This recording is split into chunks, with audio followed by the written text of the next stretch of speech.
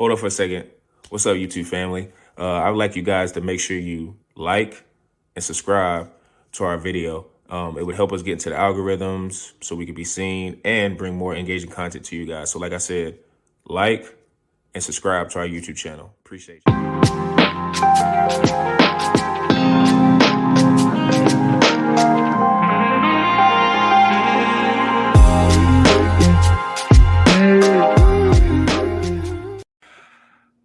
And welcome to another edition of the Pick and Downs podcast. I'm your host, per usual, Sean Tyson, here with my main man Push, and I said Push, P Bush, and yeah, I'm pushing T today, guys. You know, I'm just kind of. I'm just kidding. Up on that one. Yeah, man, we don't got Zoo today.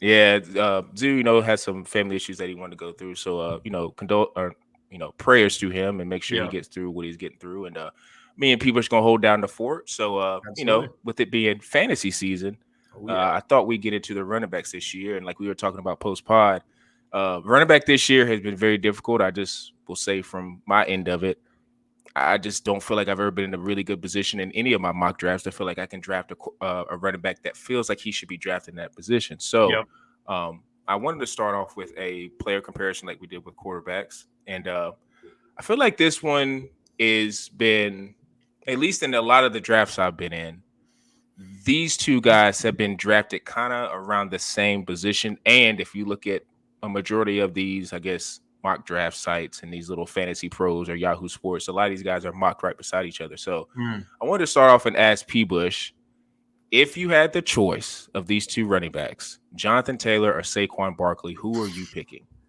This is tough. I mean, because you look at the ADP and, I'm looking at it right now. So I know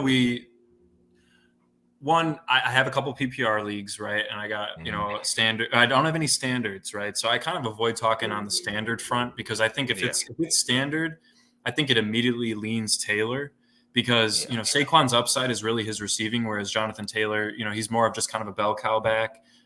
Very much like he's obviously not the same type of player, but very much kind of like a Derrick Henry, like non-existent to very minimal use in the passing game. Especially now that they have Anthony Richardson. He's probably just going to run, with his legs rather than check it down. And he always had Naheem Hines, we'd heard that name for the past couple of years that kind of took away that third down passing, on 3rd and 7s, 3rd and 8s when you're not really going to run it with JT. Whereas Saquon, he's made his bread and butter on his receiving game, right? I think, you look at guys like Brian Robinson Jr., I might talk about him a little bit later. Saquon Barkley is, Brian Robinson Jr. showed very good signs of that last year. Well, that's Saquon Barkley. He's like the tier one of that. The Zamir Gibbs is up there too. Obviously, CMC is easily tier superior than everybody else. But, man, both of these guys that you just brought up have rushing quarterbacks in the red zone. And I think, we can speak to Jalen Hurts a little bit more than Anthony Richardson because, one, sure, Anthony Richardson might be doing that, but with his injuries from last year being his too aggressive running approach, are they going to try and hold him back? And I know we talked about this last week with kind of trying to value Anthony Richardson. So, I'm actually going to probably lean a little more towards JT here. And once again, I'm going on half-point PPR scoring here. I think most people kind of stick around that area when it comes to setting up their leagues. I just think the weapons that the Eagles have, they have to spread the ball around more. They're not at the level of like the Niners or the Chiefs at, the amount of weapons that they have to, fill the stat sheet and keep everybody happy.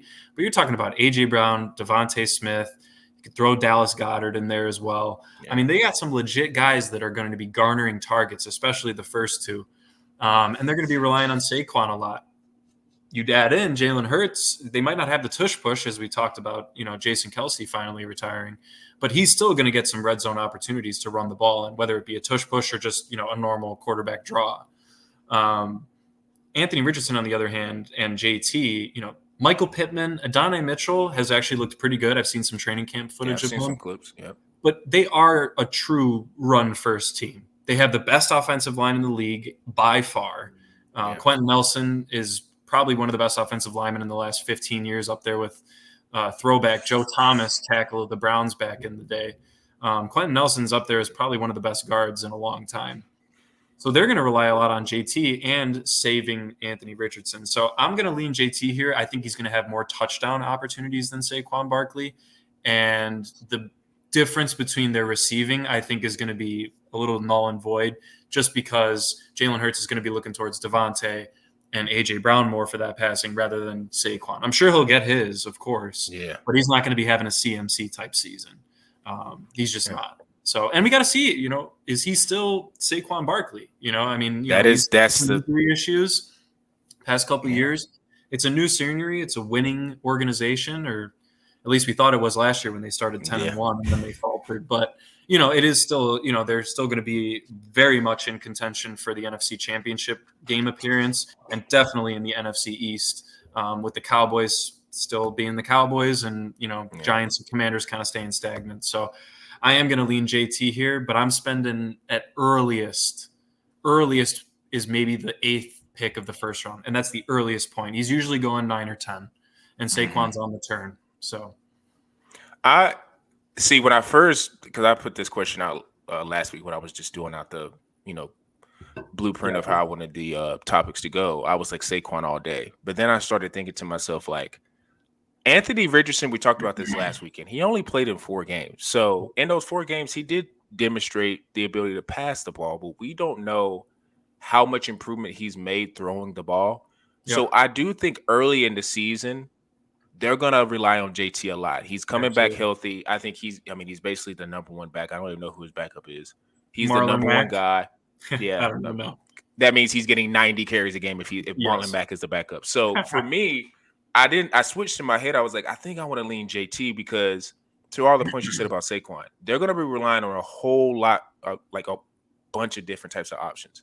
And I also did a little research of like, because I was looking at my past draft, like not saying this guy is going to like, split carries with Saquon, but he could give him a little bit of a, push in the back a little bit. Kenneth Gainwell in terms of like him being still with the Eagles, and he's not a bell cow, but he's a guy who they like a lot. He's still on the roster. They might give him carries, and if he takes advantage of those carries and stays healthy, it could become a situation where he's eating to a little bit of Saquon snaps. Now, although last year everybody had a lot of Gainwell hype, and I fell into it because I drafted him late. And we saw what happened when DeAndre Swift got the ball. He pretty much dominated that backfield. Same thing with Rashad Penny, too. He had that hype. Same thing, yeah. Oof. For sure. And it was just kind of a dud for both of them. But I will say I think Philly's offense is a little bit more diverse. And I've been hearing some reports, and we're going to be talking about receivers next week. And this is a guy I probably would not draft, but I would just, if you just feel like your team is complete, you want to take a flyer. Like I've been seeing Johnny Wilson have a lot of red zone targets. And they're saying he's ascending to like receiver 4 and 3. So if that becomes the case, and then you're looking at a situation where maybe they're not doing the tush push, but they're maybe just throwing go balls to the 6-7 receiver from Florida State, like that may take away opportunities from Saquon. I just feel like with the Indianapolis Colts, they're going to be ground and pound. They're going to be using Anthony Richardson and Jonathan Taylor to, basically spearhead their running game. And I think there's going to be way more opportunities for him. Now, this could completely change if AR comes out and he's just throwing dives on the first week. Then, him and Pittman, pick whoever. Yeah, they could be going. They have a crazy connection, but I'm leaning more JT because I also think he's going to want a little bit. He's going to have a little bit more to prove. So, I thought that was interesting. I just think JT he's coming back with vengeance, and we forget like JT before his injury, he was tearing up the league. Like 2021, it was ridiculous. Yeah, he was. What he yards. Was he ever in consideration for a number 1 pick or no? I don't know if he was. That's a good question. Running backs just don't usually go first. It's usually, maybe you see an offensive tackle, but it's usually quarterbacks, maybe a wide receiver potentially, and otherwise it's usually defensive ends. I mean, it's usually the ground. No, I'm talking about in fantasy. Was he ever a number 1? Like a number 1 in fantasy? Fantasy. Yeah. I don't think he was. He might have been like a top 3, maybe. I don't know where he was in 2022 coming off of his 2021 season. He had to have been top 3, up there with CMC. He probably would have been up there with Christian McCaffrey and maybe Derrick Henry probably at that point. I'd have to look at the 2022 draft, but then he got injured, right? So you got screwed if you drafted him. But once again, you can't predict that type of stuff. So Same thing what you were seeing with CMC. He's sidelined again. I feel like I think he's still in that. I'm taking him regardless. Like until I see torn ACL or like meniscus tear, I'm still taking CMC because I learned my lesson with that. Like even though I never had an option to take him, I've always been like, do I want to? Especially if Ayuk's gone. Like, that's something we could talk about next week. If hopefully not hopefully, but maybe a trade happens before that, and we can kind of see him in a new position. But I want to get your thoughts. Switching to another topic. On like some running backs that you're a little bit higher on, and some running backs you're maybe lower on, and you can go ahead and start with the higher. What's a running back that may go a little bit higher than you think? I was looking at the ADP listing, and I'm kind of trying to do it based on value and where they're going, right? And there was a guy that initially jumped out at me, but I think looking at it a little bit more, he is pretty well valued. I'd say maybe there's like one or two guys I would take behind him, and that's Joe Mixon. I think he's going to have just a bell cow season. I mean, he's 28. Sure. He's getting into his twilight RB years, as we like to call it. Kind of that 28, 29, 30-year-old running backs. But man, this guy.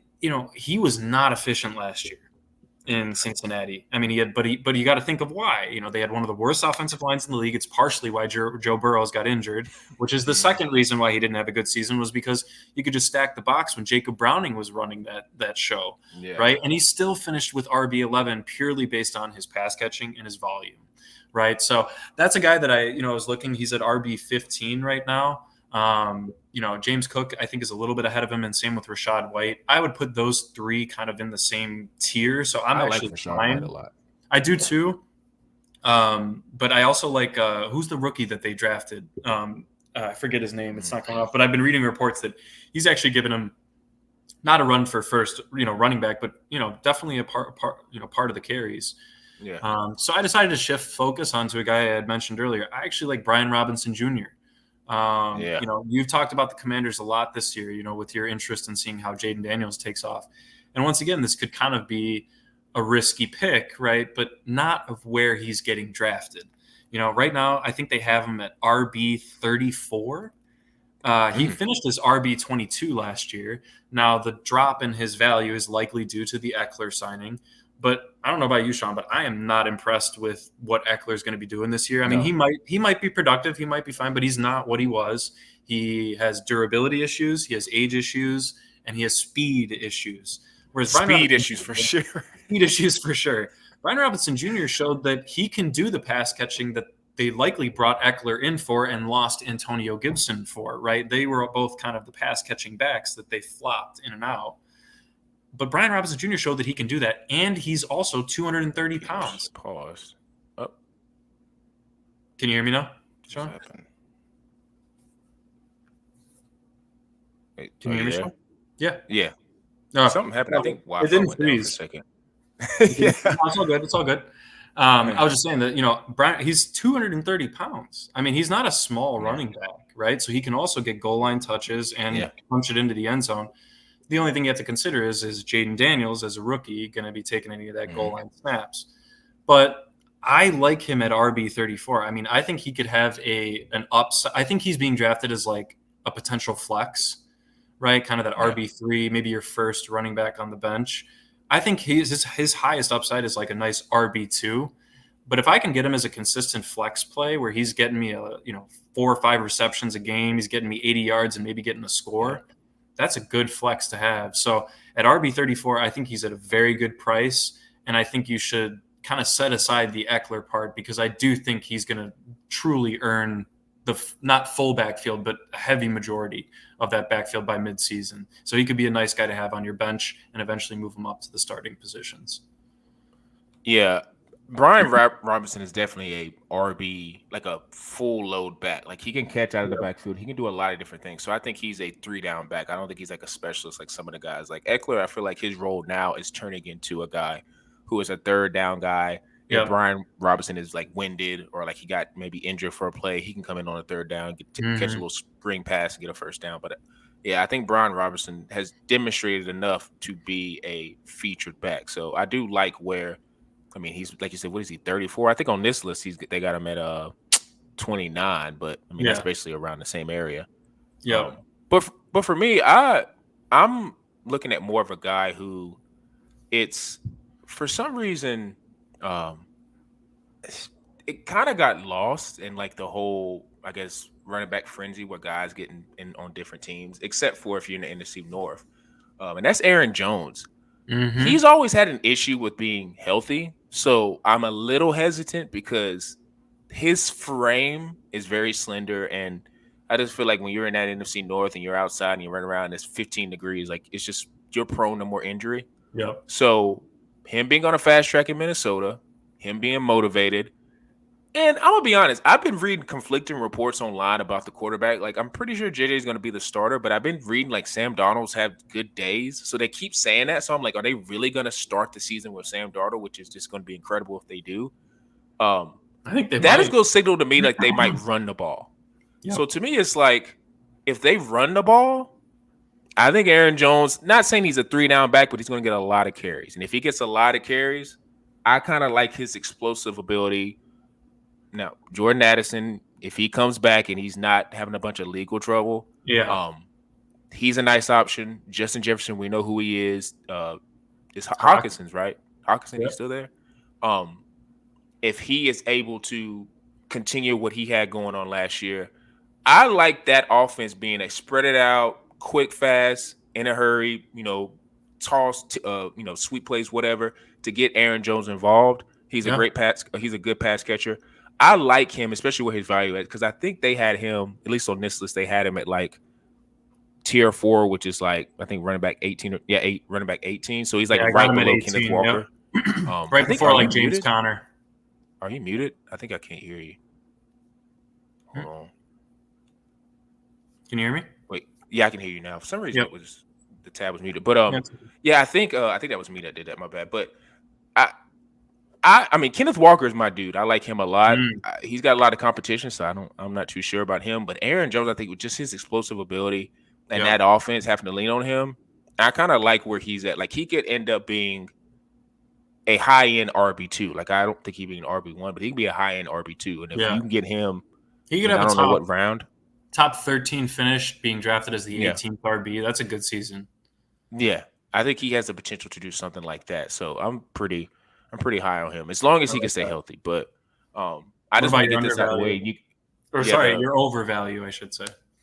This is probably not even overvalue. I'm just, when I was doing the research, just going through names, I am totally out on Najee Harris. I don't want any shares of him on any league. None. I don't want to touch him. Like, I think he's having a trajectory, not this year. I don't think this year he's going to have a trajectory of where he's just completely unplayable.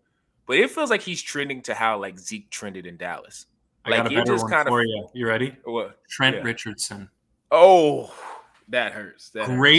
Great first couple years. Yeah. And just shot down. Yeah. Yes. His style is just too lumbery. Like he's not. It feels more, and take this for a grain of salt because I'm not an NFL player, but it feels more fullbackish. Like it feels like he's a inside the 20 on a toss, like a sweep where he can bruise his way into the end zone or like a goal line situation. But Jaylen Warren is just so much more of a complete back. And I don't know what the Steelers have as like their depth chart, if he's number 1 or number 2, but it just feels like it's Jaylen Warren's job. He's so much more explosive. He can catch the football. I just love everything about his game. So if I'm a guy who's drafting, I'm not touching Najee Harris. Like I don't care. I mean, what's his ADP? Because on this list they have him as like a. Let's see, I got him at 25, 24, and then Jaylen Warren is 28. I got that. So Najee's 24. Wow, that's in the ESPN too. This is Fantasy Pros, by the way. That I have that's what I'm looking at. For half point PPR. I think I'm on full point PPR, but it's not too much different. Like, I'm just Najee Harris. I'm out. You can have him. You can have him. And as we know, I mean, you want to talk about conflicting reports on quarterbacks. Like you were talking about the Vikings, Steelers, man. Y'all might get a 4th round pick. Yeah, I might get a 4th round pick. I tried to tell you, man. I tried to tell you guys. I might get a 4th round pick. That makes it an unbelievable trade. But when you have Caleb Williams in your back pocket, sure, of course. Yeah, you're good. Don't worry, guys. Well, I'll get to my Bears in a couple weeks. We'll talk about that. But I totally agree with you on Najee. Like you also got to take into account that he's kind of a bruised up guy too. Jalen Warren's a bit more of the fresher guy. I would argue that it's kind of the flip of Brian Robinson and Eckler. I mean, Jalen Warren is really more like the Austin Eckler guy, and Najee's a bit more like Brian Robinson, but they're just flipping, right? And who's kind of maybe trending towards getting the majority of the carries. I wouldn't be surprised if we see a more 60-40, split in favor of Warren by midseason. And obviously, once again, we have to caveat all of this with injuries, right? No one can predict that. But if there is a guy that I would bet on in the Steelers' backfield to get an injury, it's probably Najee Harris because he's more of the bruiser. And Fields loves checking down to his running backs. Or should I say he needs to do that instead of just trying to, throw the ball or whatever. Russell Wilson, we'll see what he ends up doing if he is the starter on day one. But yeah, I'm very high on Jalen Warren this year, which I think automatically puts me lower on Najee Harris. So I completely agree with you. But yeah, I'm going to go with a guy that I'm not completely out on, but I think he's not overhyped. He's going to have a good year. But I can't draft him where he is at, and I'd rather take the two guys around him, and I already mentioned two of them, and that's the guy I think is overvalued is James Cook. He's at RB 13. He's at RB 13-14 right now. He's sandwiched in between Rachaad White and Joe Mixon. I mean, I'm taking both of the like Rachaad White has I think he will have more of an impact on that team than James Cook will. And then Joe Mixon, I just think he has no competition. For like Stroud's not a runner, right? Joe Mixon, he's going to be the bell cow if he can stay healthy. For sure. Now, he has a hamstring issue, so we got to monitor that. But James Cook, man, it really comes down to his touchdown. He's not going to score. And, I've also seen people throwing around the fact that Zamir Gibbs could be a little bit overvalued this year because he's going to be losing out on a lot of red zone opportunities. So it's not that I think he's going to have a bad year. James Cook could easily have 60 to 65 receptions. He could rush for 1,100 yards and have, 500-600 yards catch, or receiving, but he might only have 4 or 5 touchdowns. It gives me very much Alvin Kamara of last year vibes. He only had 5 touchdowns, but he still had a good year, but you can't rely on him to be your RB1. And to your point, Sean, sure, you get down to RB 13, you should have at least taken one running back at that point. But if you are the guy that's taken wide receiver, first 2 rounds because you see the value there depending on your league's scoring. If you're left with James Cook being your RB1, sure, you might be fine, but you damn better well be taking, a James Conner, a David Montgomery, a true touchdown-dependent guy that can score in the red zone as your RB2. So you need to go like 3rd, 4th round, like RB. So I think it's not that I think he's going to have a bad year. I'll reiterate that till I die. I just think Josh Allen, we've talked about this. Vegas has him at like 12 rushing touchdowns. I mean, most running backs don't even come close to 12 rushing touchdowns unless you're CMC or Mostert, right? So I mean, or Jamal Williams is another one. But once again, those guys are bruisers and James Cook isn't. So, he doesn't have too much competition up there, which is good, but he does say where it counts, and that's Josh Allen. I will say, everybody knows I went to the University of South Carolina. Ray Davis? Ray Davis is a 5'8", 220, 225. He's a bowling ball, and exactly. It kind of gives off that he might be like a not a goal line back, but no, God. That's another guy. I'm completely off. I'll never draft again. Like I drafted him 2 years in a row and just thought the goal line factor was going to come into play, and it just he's good at getting you. Let's just say 45 yards and a half a touchdown if he even gets on like 15 carries. Yeah, for real. It's just. But sorry, the Ray Davis is a great point. I meant to bring him up too. He's a guy like we all think Josh Allen's going to be the goal line back. Yeah, but I don't know. Ray Davis was good in college. He was really good, and I think a lot of people didn't really talk about it because he played in Kentucky. But in that weather, and he feels like he fits that team. So if he gets any type of momentum, he could be a guy that's coming in for James in that goal line package. And if they're trying to conserve Josh, Ray Davis could be a touchdown monster. So James Cook, I like him as a player, but to your point, he's kind of he's a to me, I like him as a flex. I don't really like him as like an RB2. Like I don't think he gets enough. He scores enough. I mean, you're talking about, because really, we can talk about this in general because we won't really touch running backs again specifically, but outside of Christian McCaffrey through Saquon, that's kind of your first rounders. Then you got Gibbs, Kyron, Etienne, Henry, A-Chain, Pacheco. Yeah. Those are kind of the next tier.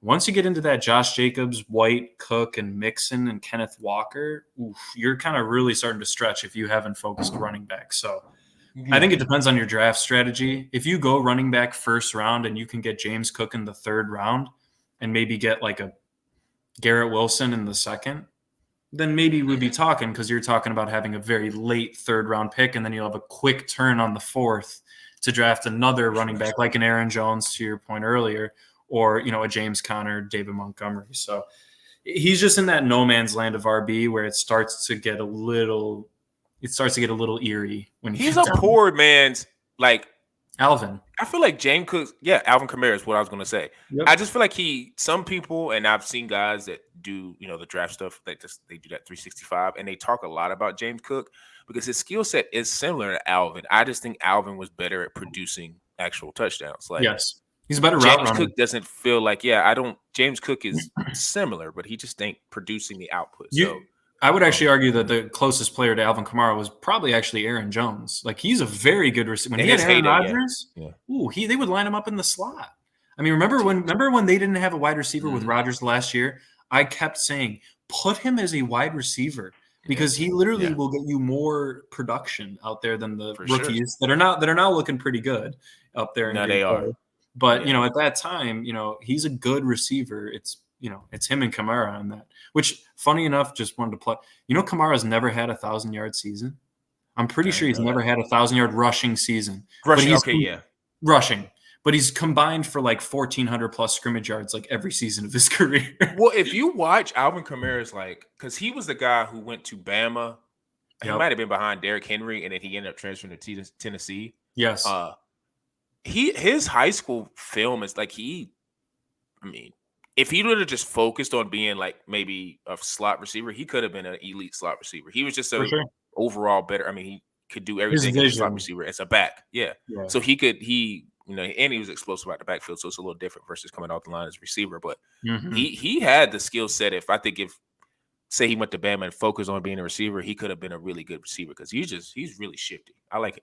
I like his skill set a lot. But we're going to be going into our next topic, which is basically another comparison. Shout out to P-Bush. He thought of this when we was going through our notes, and I thought it was pretty interesting. And going about, let's just say I don't know what rounds these guys are going, but if you had your choice between Zamir White or James Conner, who are you going with? And P-Bush, I kind of have a feeling where I know you're going to go with this, but I want to hear your answer.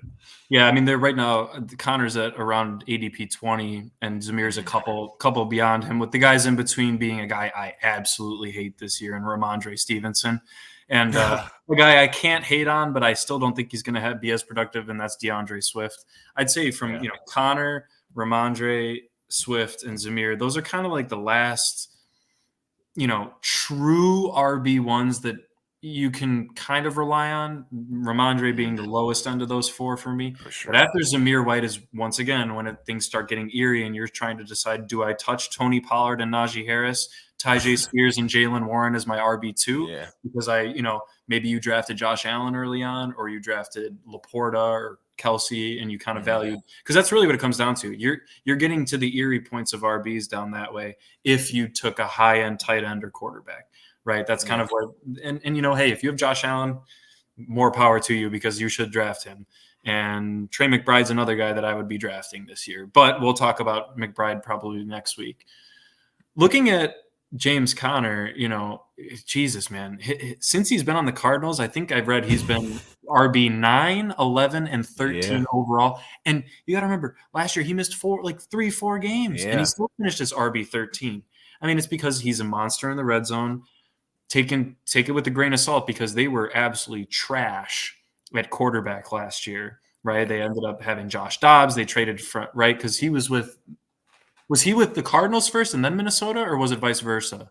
I always forget. But either way, they had really very messy quarterback play, so they kind of had to rely on James Conner, and he did win me a league in the flex position because of that. But here's a guy, once again, a little bit of durability questions, a little bit of when is he finally going to bust, because of his RB age. Can you rely on his touchdown dependency? And I think the Cardinals are shifting a little bit by drafting Trey Benson. Maybe there will be a change, bit of mentorship there, and eventually, I would say even if Connor loses 30 to 35% of carries, I don't think he's going to have the seasons that he's had the past 3. Add on top of that you're getting Kyler with MHJ and Trey McBride. They're shifting towards a pass first offense, right? Mm-hmm. Now on the flip side, you look at Zamir White. They're kind of at the beginning stage of where the Cardinals were last year with Aiden O'Connell at quarterback. And Zamir White, I mean, you got to remember, he was a top 10 RB in the last 4 weeks of last season when he got the starting job over Josh Jacobs. And it convinced the Raiders. That's why Josh Jacobs is gone. It convinced them to buy into Zamir White over keeping Josh Jacobs. Now, obviously, one that was a future money issue. You don't want to sign Josh Jacobs. You pretty much have Zamir White for absolutely nothing. And he showed that he can be a bell cow back and give you 20 carries and 100 yards and get a score, or at least get you in the red zone. And one, they didn't target an RB in the draft. Or did they? Maybe later on. But pretty much he doesn't have true competition in the backfield. And if you want to help Aiden O'Connell to get the ball to Devontae and Brock Bowers, you have to get Zamir White going. You have to get the defense respecting your run game to relieve pressure off of Aiden O'Connell. And then you take into account that, is Aiden O'Connell going to be this absolute gunslinger in the red zone?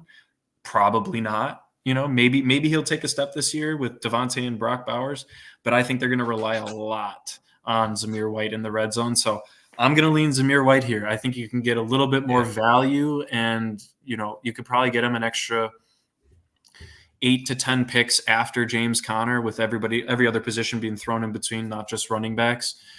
And you could get a good value play there, and that might be your third running back if you're drafting well. And how thin running back is and how deep wide receiver is. If you can get him as your third running back and have him either as a good bye week play in or have him as your flex, my God, you are sitting pretty. And if not, you can use him as a trade piece. So he's a true RB1. I think he's actually probably the latest running back drafted that could garner a high-end wide receiver, a high-end running back 2 position by the end of the year. And he's going at what, RB? 23. So, he's 22 on this list. He's in between like Montgomery, Swift, Warren. Yep. If you're in a 10-man league and every person has taken 2 running backs, and that's your top 20, and you're on the front end of getting your third running back, that's a good option to have over a guy like even a Jaylen Warren. I would easily take Zamir White over Jaylen Warren this year, even though I'm very high on Jaylen. I just think Zamir is going to garner way more touches. Like, honestly, like the guys he's like close to, like to your point, I'm picking Zamir White over James Conner. I'd rather have Zamir White than DeAndre Swift, Jaylen Warren, Najee Harris. I mean, Mozart, you can maybe, I don't know, he is getting older, but Mozart went so crazy last year. The only one is if you can get Chubb and he comes back healthy. But you could take Zamir and probably still get Chubb.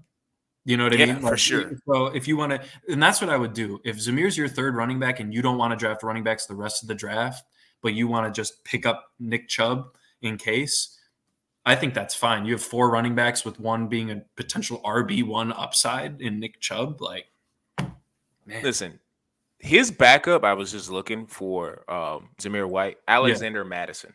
And that's Amir right. Abdullah. That's who they brought in. Oh, my God. He is the RB1 for them. So, it's not even a competition. No. But I'm with you. Zamir White I'm getting nervous because I feel like the word's going to start getting out on him and he might get drafted a little bit higher. Yeah, Sean, just cut this part out. We'll use the next comparison. This is not going out on social. But, Zamir White is a dude. And if you know anything about Georgia running backs, they usually hit. And he has the build of a true RB, like, 1. The only thing that is nerve-wracking about him is I don't know how good he is catching the ball at the backfield. I don't think that's a part of his skill set. So that may limit him in terms of, like, maybe little swing passes to maybe help out those quarterbacks that could be Gardner Minshew. It could be Aiden O'Connell. But if we're getting inside the 20, I feel like with Antonio Pierce and his philosophy, it's going to be a lot of just pounding the rock and trying to get easy yardage and helping out the young quarterbacks.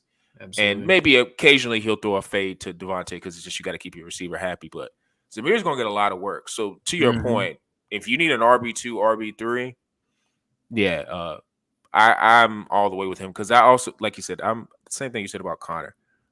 The touchdown rate, like the amount of touchdowns he's been amassing over these years, like that's not sustainable. Like I know he's done it for the last 3 years, but it's just like at some point that just has to stop. Like him just scoring, because that's really been his value. He's just always figuring out how to get a touchdown or two a game. So it's like eventually being healthy, that could take away some too.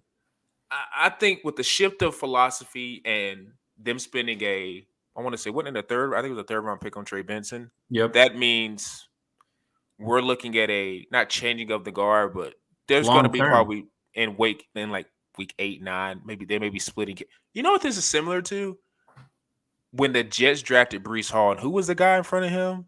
It was God, I can't remember that back. But everybody was like, "Oh, he's the number one. He's the guy." And everybody and most people were like, "I don't know, Breece. Breece might come in and start splitting carries." What was Breece Hall's draft year? That's what I'm wondering. 2 years ago, 2022. 2022. Yeah, because he got hurt his rookie year.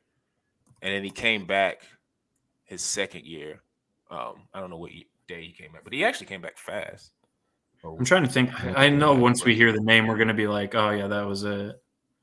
But it was because I think Michael they paid Carter him too. Michael Carter. Yeah. He was the UNC back. He was the UNC back. Yeah. And they were high because they drafted him a couple years before. They were going to split. Like, he's the dude. Yeah. And then Breece just said there's no such thing as a split.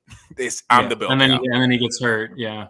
Yeah. He would, if he never got hurt, I think he would be in competition with McCaffrey being the number one overall back. Well, I think with him getting hurt, people are a little still. Let me just tell you here, Sean, this is interesting because that year Breece Hall only played in 7 games, but he only started 2 games to Michael Carter's 16 total games played, 10 games started. And Breece Hall still had 60 more total yards and 1 more touchdown than Michael Carter did.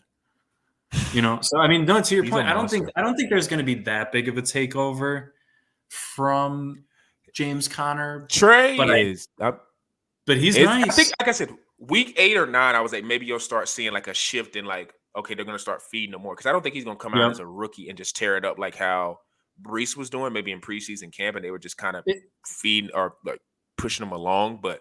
Trey is like he's like 6'6", 1, 210, 215, 4'3" He can catch. Like you want to talk about a bell cow? Like if you go watch this, he was doing kick return. Like, and that says something about him as a running back because I know you're gonna put your most explosive backs back there, but like kick returns are usually set for like receivers, slot guys, like guys who are just like the only one I can think of is Cordero.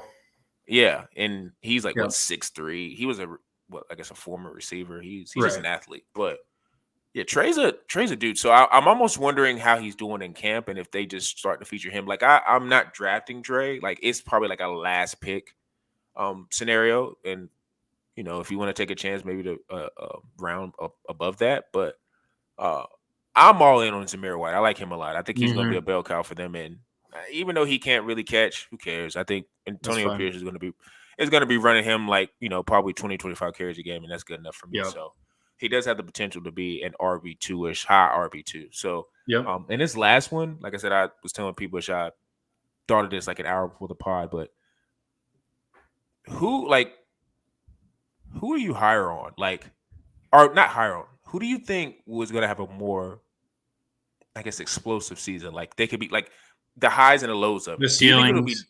Yeah. Devon A-Chain or Kamara? Because I think my first instinct on it was A-Chain, but like I still think Kamara is so like he's still not he had a good year last year, and he was suspended for 4 games. So like, But the other thing to keep in mind there is, didn't Kendra Miller get hurt last year? I'm not sure. I'm pretty sure he missed time, kind of like Keaton Mitchell. I don't know if he had that severe advantage. Either way, I think Kendra Miller is going to take a little bit away from Kamara, and I am more concerned about Kamara's age. Yeah, he is older. Now you could argue that Mostert is still in Miami. Yeah, man. And he went crazy last year. And you know what's crazy is you want to talk about the difference in ADP between, and that's why I've asked it. Devon Achane is at RB10. They have Mostert down at RB25.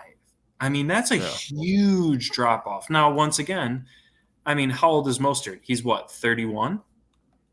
30, I'm looking right now. He's 32. He's 32. That's a little concerning. He's not Frank Gore. Okay. Frank Gore. Is Achane going to be a bell cow for them? That's what concerned me. Is he a 3-down back? You know what? I see him being drafted very similarly to Jahmyr Gibbs. It's the same reason of Jahmyr Gibbs and David Montgomery. That might have been a better question. Achane, and I think I would go, if you're going to pose that one, I think I'd still go Jahmyr Gibbs just because their offense. Now, granted, the Dolphins' offense is unbelievable too, but they have Tyreek Hill and Jalen Waddle, and they picked up Odell too. Not that he's Odell Beckham that we saw 10 years ago, but it's still that's still 3 great wide receivers, and you're still talking about having Mostert in the backfield. But with Kamara, I think it's just the age concern, and I hate to say it, but Derek Carr, man. I mean, I know he had him last year, and that's fine. But losing Michael Thomas, I mean, it could increase his targets, but they're also saying Rashid Shaheed has been looking really good as their wide receiver too, and he could be garnering more targets. So I think I'm going to go Achane for ceiling upside. If I'm playing it safe, probably Kamara. I don't want to be honest, I don't want to draft Achane. I would rather see him another year.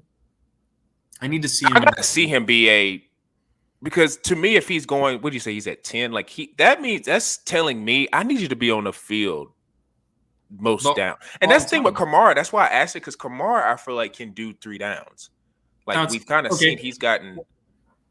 I would say a better one is, would you rather have Achane or Pacheco? Achane, because I think with Pacheco, he is growing into more of a, I'm kind of almost arguing my point that I made last week about Patrick Mahomes. Like, I don't think Patrick Mahomes is going to be hitting 40 to 45 touchdowns this year, and it's going to be because of Pacheco. But I also think, too, Cincinnati sometimes gets really creative in, like, goal lines and stuff like that, like, little pop passes to, Kelsey, or little reverses with receivers. Like, they get creative. So I almost wonder, are they going to turn into a Pacheco getting 25 carries a game? I still don't see that with Kelsey being on the field, and then if Xavier Worthy turns up, I just don't think the opportunity is there. I do think Mike McDaniel.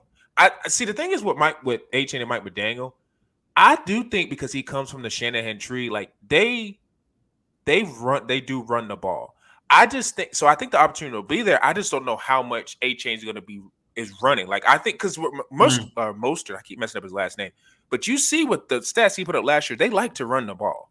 Yeah. So like, I kind of think it makes sense with him because he's a back that's built for it. I just don't know if Achane is I don't think he's getting 20 carries a game. I just don't. So to me, if he's getting 15 to 12, he has to break off big runs. And to your point, which is what he did. Yeah, he did. He could do it. It's just I was leaning more Kamara because I just feel like he's going to get more carries. And I feel like, too, with the Saints, I know they have Olave, but I also think, too, man, it's him. I know the receiver, like, there's other guys that could maybe step up, but I just think he's another, like, thing with James Conner. Like, James Conner, is going to get touchdowns. I just feel like with Kamara, he's going to get touches. He's a good overall, like, all-around back. So it kind of makes me feel like it's a safer. Like, honestly, if for instance, like, if this is flex, if both of these guys are a flex, I need these guys for a flex, which probably wouldn't happen. But if they're both available for a flex, I'm taking Achane. Yes. But if it's like I need RB2. Well, that's the thing, Sean. I don't think you're going to run into the issue of deciding between the two in the draft. Now, you might be posed with the Achane Pacheco and say, do I want one of these two guys as my RB2, or do I draft Mike Evans and then wait? I'm drafting Mike Evans. And then wait and take Kamara the next round. That's a genuine. I would say it's hard to compare them directly, but I think because they're far. Do you see the value in taking Achane or Pacheco, whichever one, that high, or do you wait and taking a wide receiver in the late second or third, or early third round, and see if Kamara is there in the fourth. If you can get Kamara in the fourth round and you already have a stud running back, like one of the top 3 or JT Saquon, even Kyron, I would throw Kyron in there. I'm a little hesitant on Henry and Etienne this year.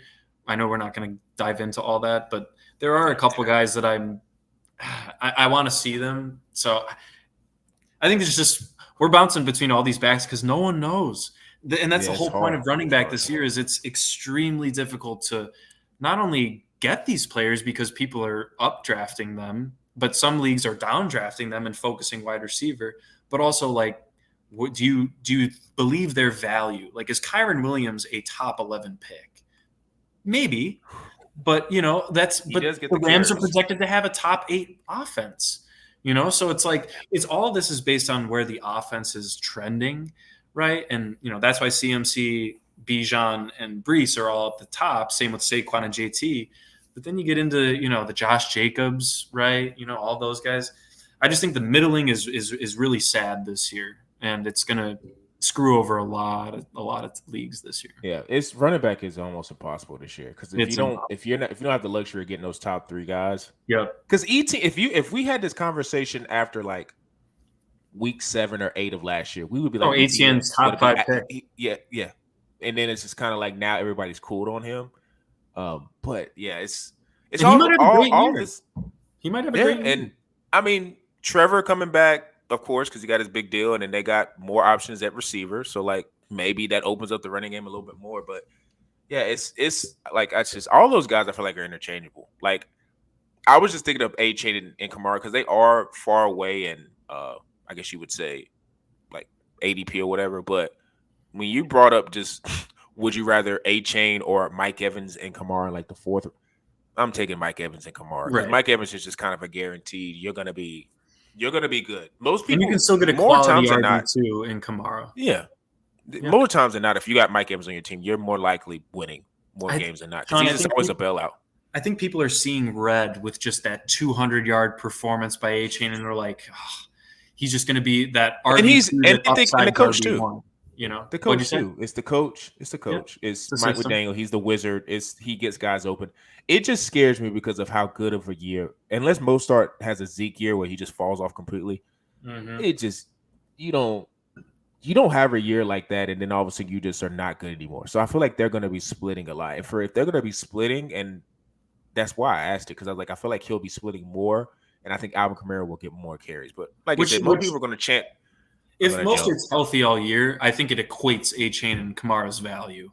But it's really if Mostert can play all 17 games, or even if he misses one game, that's fine. But I guess we only really care about the first 14 weeks. But but it doesn't matter. At that point, players are sitting, right? Things like that. So yeah, I don't know. My head has been spinning over. I feel like and I think you said this. I'm very confident at my wide receiver analyses. Yeah. It's harder for me to tell with running back because of all the handcuffs, the ages, and the newcomers who have not done it twice or 3 times yet. Yeah. And I think that's like your Pacheco's, your Devon A-Chains, your Kyron Williams, even James Cook I would throw in there. You could toss Rashad White there too. There's plenty of guys that I need to see them do it again, which maybe that's why you drafted James Conner. Maybe that's why you draft a Mostert or, the guys that you might want on your bench, even a David Montgomery in that discussion too. Montgomery has every year of his career, Montgomery has had 1,100 plus scrimmage yards and at least 6 touchdowns. That's a good flex. That's a great flex to have. And it says something that with where they drafted Gibbs, they still stuck with Montgomery and let him be the bell cow. That's how good he is. He got drafted in the first round, and it was not just like a late round pick. He got drafted high. So it's like you would think they were going to maybe shift and be like, okay, this is Gibbs' team. But Montgomery was still old reliable, and he was the one going. Listen, the amount of times Montgomery started coming in for those goal line carries, you just knew that was what they were going to do. It's the same thing with what was it, the year when Jamal Williams did it to Kamara. Yeah. Just about to bring that up, and it's just so you just never know. This is why we're giving you guys this running back preview. Hopefully, you guys have made it this far into the pod, and you're maybe taking some notes and figuring it out. Well, I take that back. Guys who are in my 14-man league, I hope you guys didn't get this far in the podcast because you guys are going to steal some stuff from me. But like I said, running back is going to be a crapshoot. So I hope you guys, like I said, watch the pod and get some information and see if you can do one in your own draft. So make sure you guys are tuning into bullheaded_pod or not bullheaded_pod, Tyson's Talks on Instagram. I'm putting up playing comparisons right now with running backs and quarterbacks. Receivers, might even do some tight end previews of just like who would you rather draft, things like that, just to pass the time and show that fantasy season is here. Make sure you're also tuning into our YouTube, Quantro Knows. Got all type of things that I'm doing on there. I'm doing polls. I'm posting different types of things with video, breaking down different things with our upcoming content and our, I might try to put together a little series or a little confirmation video for people maybe the week before they start actually drafting their fantasy stuff to see and get some last minute details. So I'm trying to cook some of that up. But make sure you're tuning into our Quantro Knows page on YouTube and Spotify, Apple Podcasts is where you can listen to this medium. And for me, Zoo, and P. Bush, we are out.